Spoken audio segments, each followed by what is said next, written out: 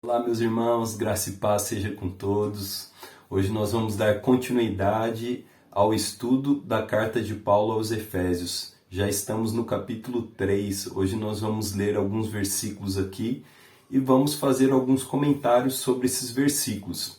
Então, Efésios, capítulo 3, a partir do versículo 1. Nós vamos ler até o versículo 13. Efésios capítulo 3, versículo 1. Por essa razão, eu, Paulo, o prisioneiro de Cristo Jesus, por amor de vocês, os gentios, se é que vocês ouviram falar a respeito da dispensação da graça de Deus a mim confiada em favor de vocês, pois segundo uma revelação me foi dado a conhecer o mistério. Presta atenção nessa palavra. Segundo uma revelação me foi dado a conhecer o mistério. Conforme escrevi há pouco, resumidamente. Ele está fazendo referência aqui ao capítulo 1 e 2, que ele falou sobre o mistério. Versículo 4. Ao lerem o que eu escrevi, poderão entender a minha compreensão do mistério de Cristo, o qual em outras gerações não foi dado a conhecer aos filhos dos homens, como agora foi revelado aos seus santos apóstolos e profetas pelo Espírito. O mistério é que os gentios são cordeiros, membros do mesmo corpo e coparticipantes da promessa de Cristo Jesus por meio do Evangelho, do qual fui constituído ministro conforme o dom da graça de Deus a mim concedido, segundo a força operante do seu poder. A mim, o menor de todos os santos, foi dada essa graça de pregar aos gentios o evangelho das insondáveis riquezas de Cristo. Você já ouviu o evangelho das insondáveis riquezas de Cristo? Acho que nós precisamos aprender a pregar esse evangelho, o evangelho das insondáveis riquezas de Cristo.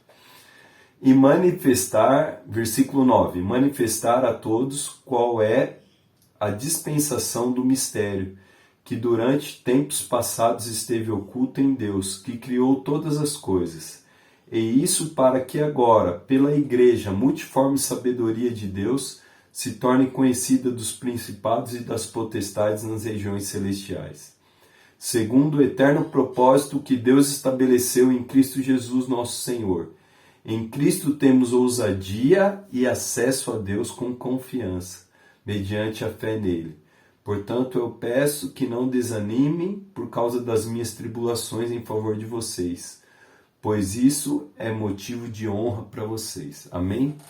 Então, nós lemos aqui 3 versículos, vamos fazer alguns comentários.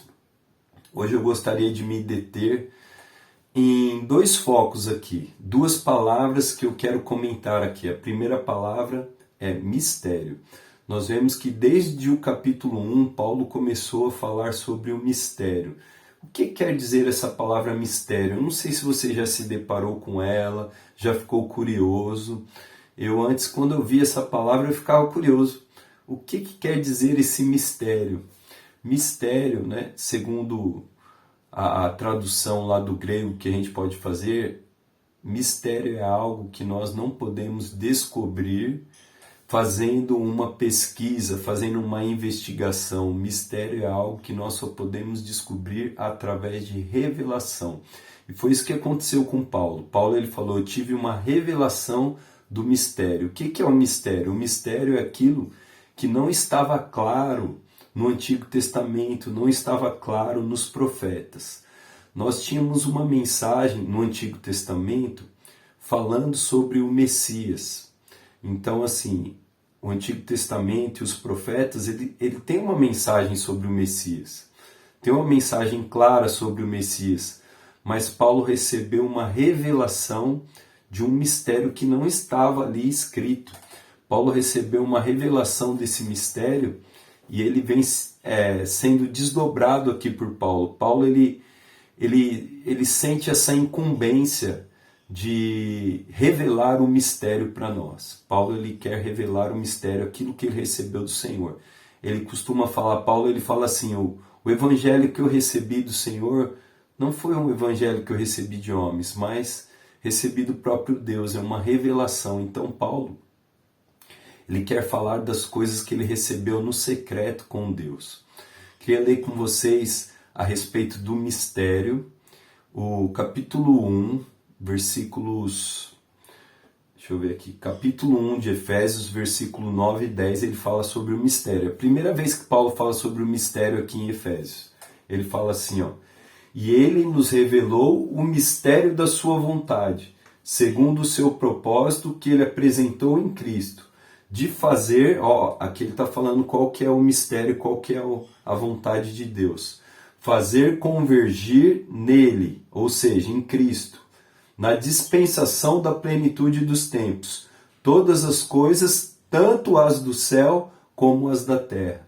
Por que que isso é um mistério? Se você lê o Antigo Testamento e os profetas, você vai ver que eles têm uma esperança messiânica, de que o Messias seria um líder militar, seria um líder político, que libertaria Israel, né, do cativeiro e também colocaria Israel na posição de ser uma bênção para as nações. Deus falou para Abraão: Abraão, através de ti, né, eu alcançarei todas as nações. Então, sobre Israel tem uma promessa de Deus, que Deus usaria Israel para alcançar as outras nações. Então, isso é um ponto que é claro no Antigo Testamento, que viria um Messias e que esse Messias colocaria Israel na posição de ser uma bênção para as nações. Então, assim, o povo do Antigo Testamento, o povo judeu, eles não tinham problema com a vinda do Messias. O problema do povo judeu com a vinda do Messias é que Jesus é esse Messias. Eles não esperavam um Messias igual a Jesus. Eles esperavam outro tipo de Messias. E essa questão que Paulo está falando aqui, que a vontade de Deus é convergir céus e terra na pessoa de Cristo, era algo que também não estava claro no Antigo Testamento. Nós percebemos que o Messias tinha uma função, tinha a luz que a Bíblia no Antigo Testamento dava para a vinda do Messias, era um líder político, um líder militar, que iria salvar Israel e colocar Israel na posição de bênção para as nações, mas não foi isso que aconteceu. E Paulo, ele falou que Deus revelou um mistério para ele, que Deus quer, através de Cristo, convergir todas as coisas em Cristo. Isso não estava claro no Antigo Testamento. Jesus, ele não veio somente para salvar a humanidade do pecado. Jesus veio para salvar toda a ordem criada. O pecado, ele afetou o ser humano, mas ele afetou a criação também. E Jesus, o sacrifício de Cristo, ele é o sacrifício que vai redimir a raça humana e redimir toda a criação no tempo oportuno. Essa é a vontade de Deus, esse é o mistério que estava oculto. No tempo oportuno, Deus vai fazer convergir todas as coisas em Cristo.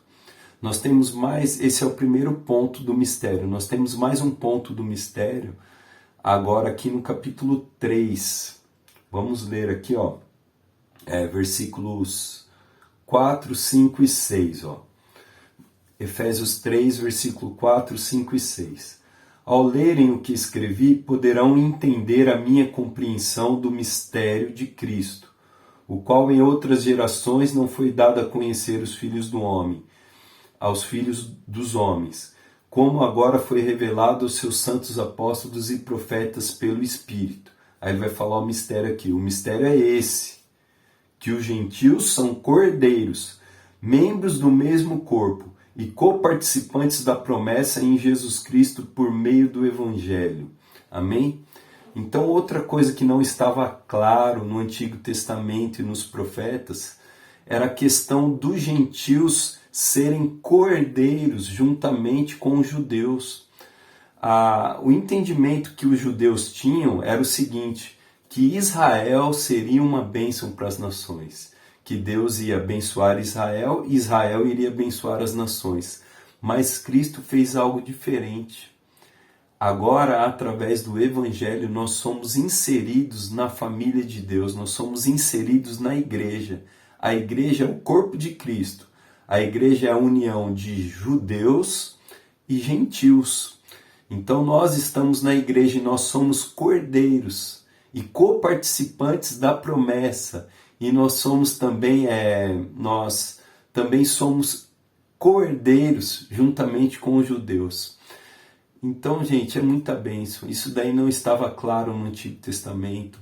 Isso daí foi assim algo que trouxe um certo conflito para os judeus, né? Porque os judeus tinham na mente deles que eles seriam uma bênção para as nações.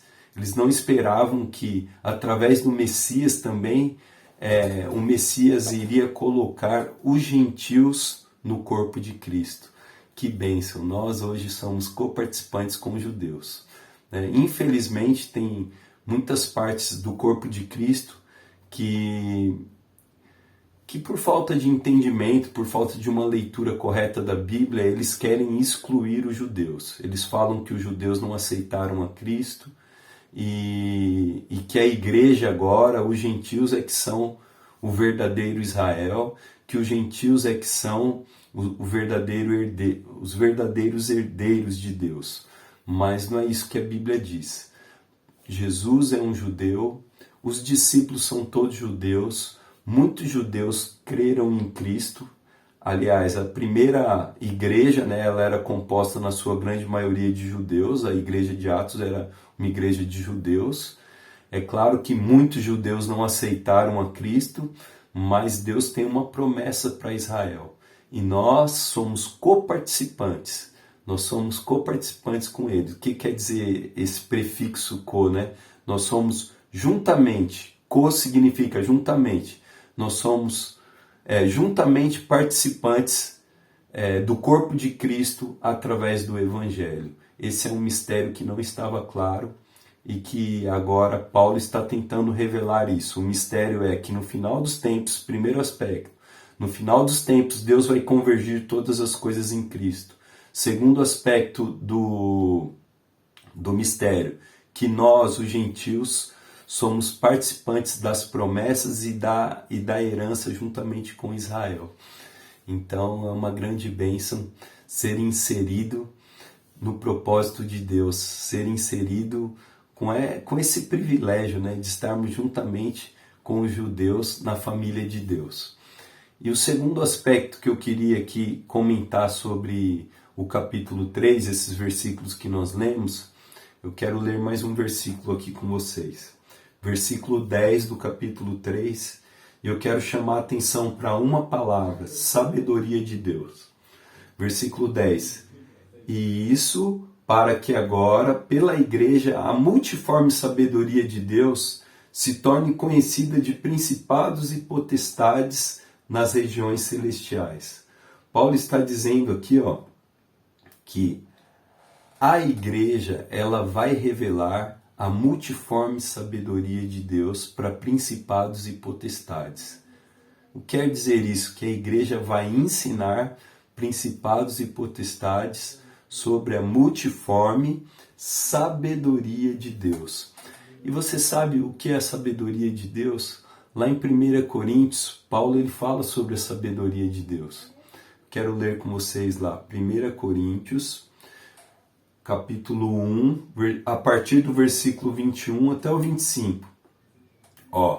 Visto que na sabedoria de Deus, o mundo não o conheceu por sua própria sabedoria, Deus achou por bem salvar os que creem por meio da loucura da pregação, porque os judeus pedem sinais e os gregos buscam sabedoria, mas nós pregamos Cristo crucificado, escândalo para os judeus, loucura para os gentios, mas para os que foram chamados, tanto judeus como gregos, Cristo é o poder de Deus e sabedoria de Deus, porque a loucura de Deus é mais sábia do que a sabedoria humana, e a fraqueza de Deus é mais forte do que a força humana.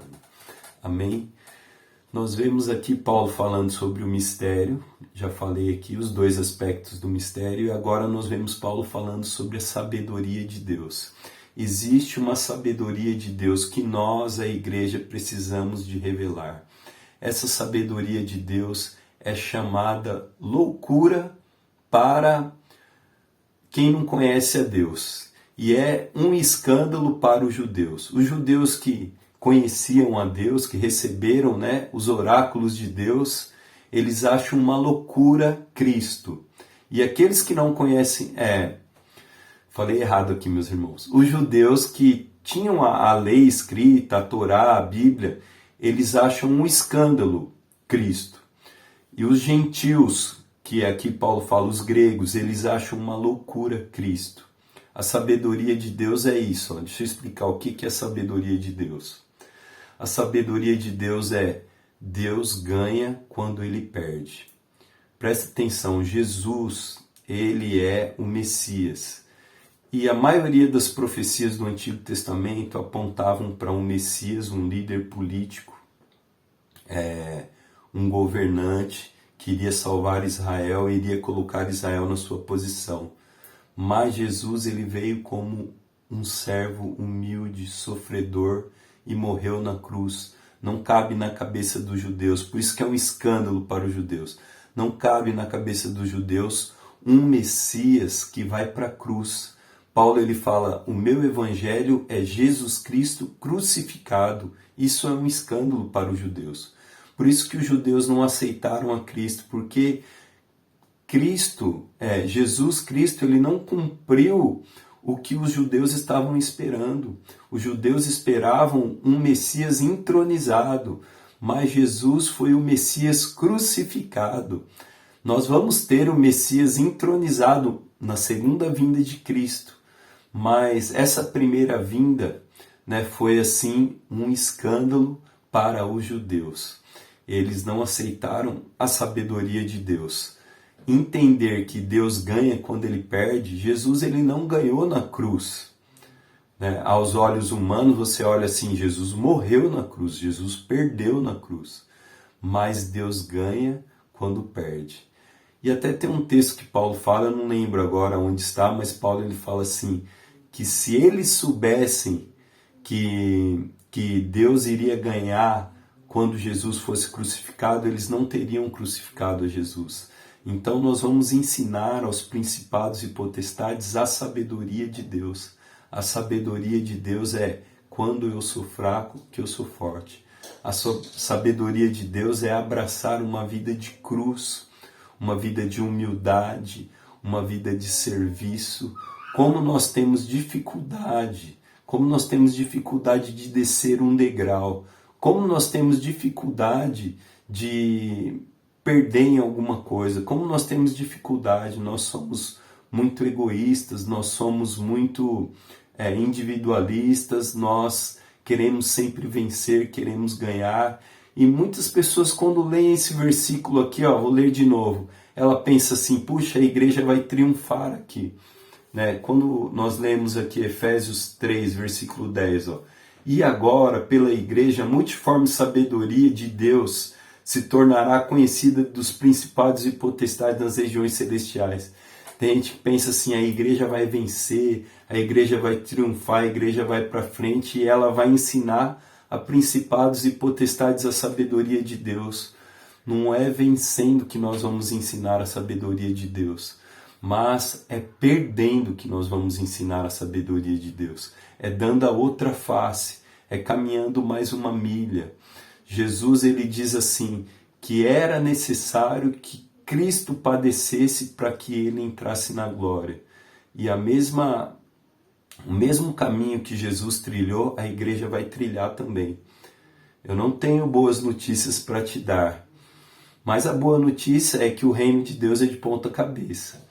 Eu não tenho boas notícias para te dar, porque nós vamos vencer sofrendo, mas a vitória é certa. No reino de Deus as coisas são de ponta cabeça.